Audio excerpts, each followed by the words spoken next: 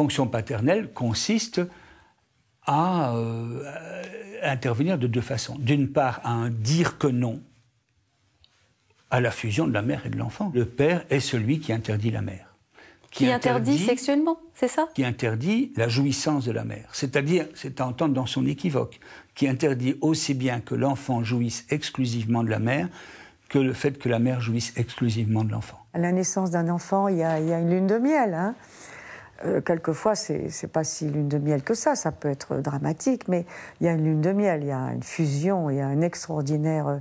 Bon, alors, quand vous dites ne faire qu'un, bien sûr, il y a cette fusion, mais il y a en même temps un grand plaisir pris ensemble. Hein. Le bébé, très rapidement, il y a... Bon, ce qu'on peut dire, il y a quand même, il n'y a pas de différence des sexes, mais il y a un grand plaisir érotique pris ensemble. Le fait qu'une mère s'occupe de son enfant comme d'un être humain et considère son enfant comme un être humain, c'est pas sexuel. Eh bien parce que, si, la sexualité, au départ, ça n'est pas au sens où les adultes l'entendent comme sexualité génitale. C'est tout ce qui, pour Freud, puisque c'est lui qui a théorisé cela, va être les endroits du corps qui vont donner du plaisir à l'enfant. Donc, le corps de l'enfant et le corps de la mère, je veux dire, sont là dans une étroite unisson, et même le nourrisson qui vient au monde ne sait pas qu'il est séparé du corps de la mère. Il pense ne faire qu'un, enfin il pense, on lui attribue cela, ne faire qu'un avec sa propre mère.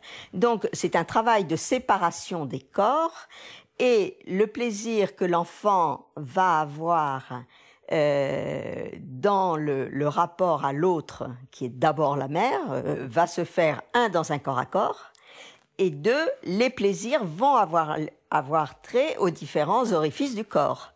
Il y a des psychanalystes qui, il y a très longtemps, ont parlé de quelque chose qu'ils ont appelé la censure de l'amante.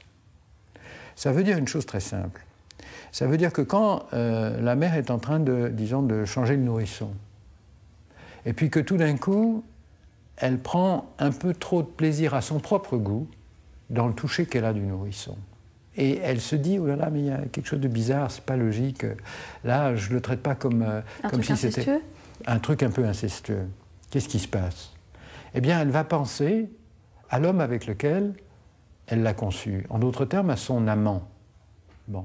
Et du coup, ça va créer une distance entre elle-même et le nourrisson en question. C'est ce qu'on appelle la censure de l'amante.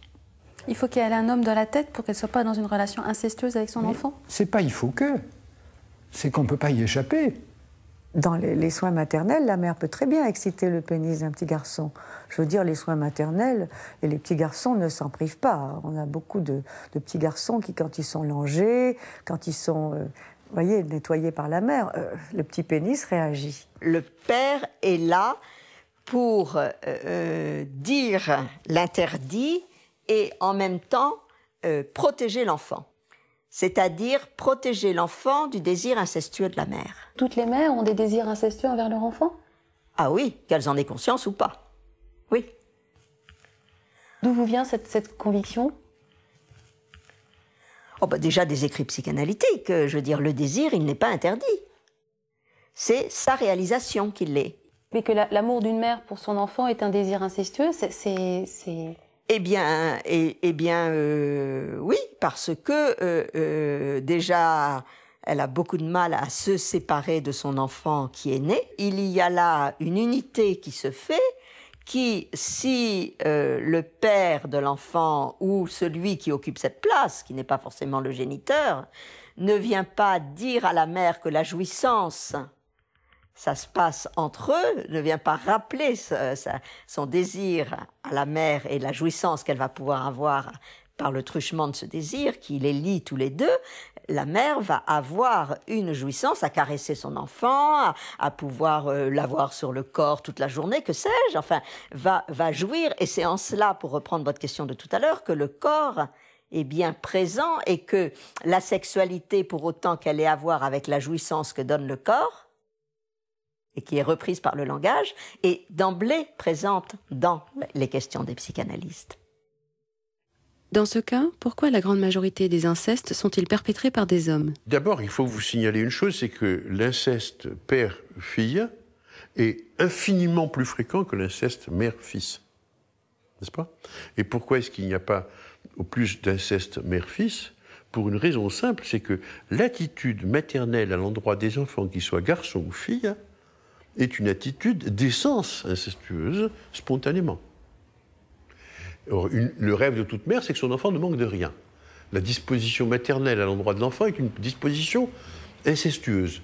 Donc elle n'a pas besoin d'être passée à l'acte.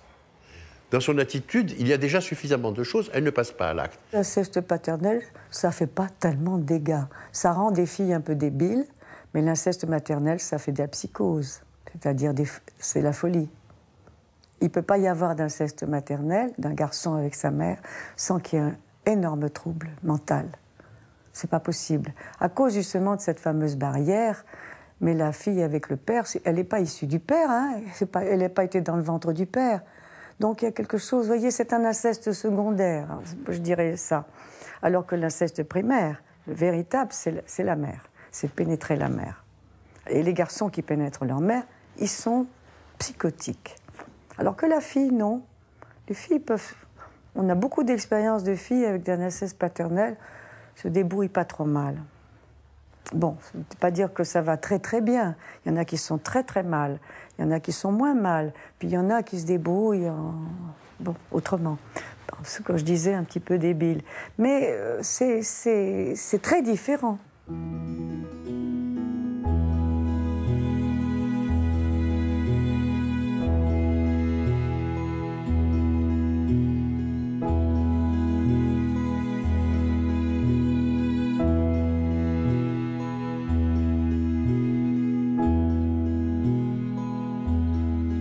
Pour les psychanalystes, le père est lui aussi coupable.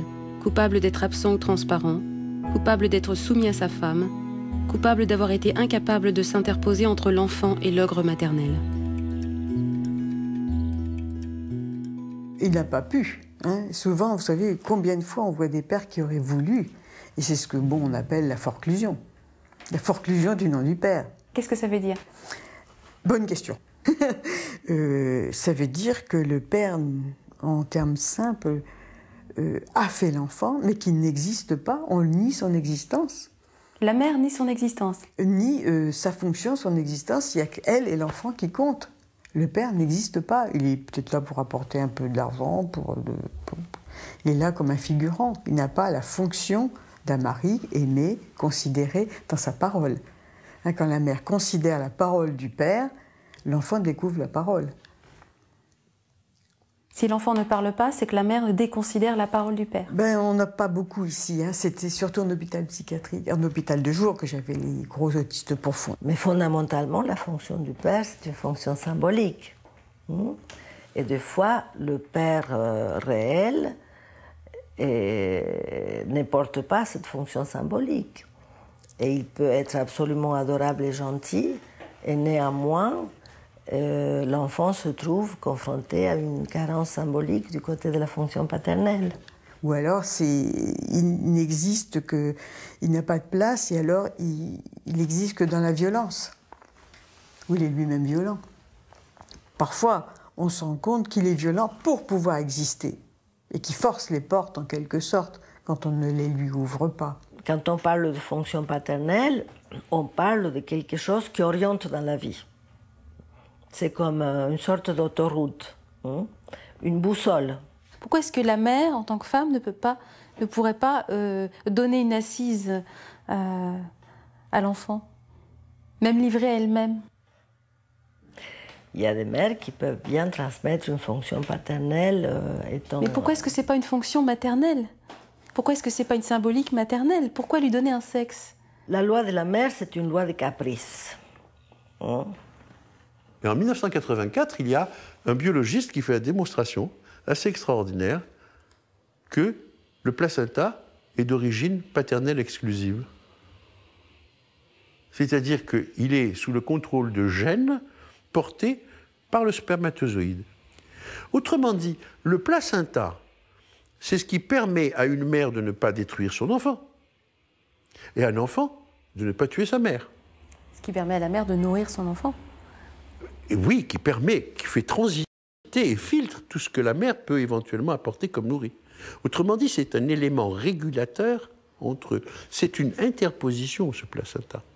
C'est-à-dire que, en gros, on a le sentiment comme ça que l'attitude du père à l'intérieur des décisions qu'il prend, de ce patriarcat qu'il instaure, de cette domination masculine, de ça, a été toujours une recherche empirique de cette fonction que le placenta occupe et qui permet à chaque enfant de venir au monde sans être détruit.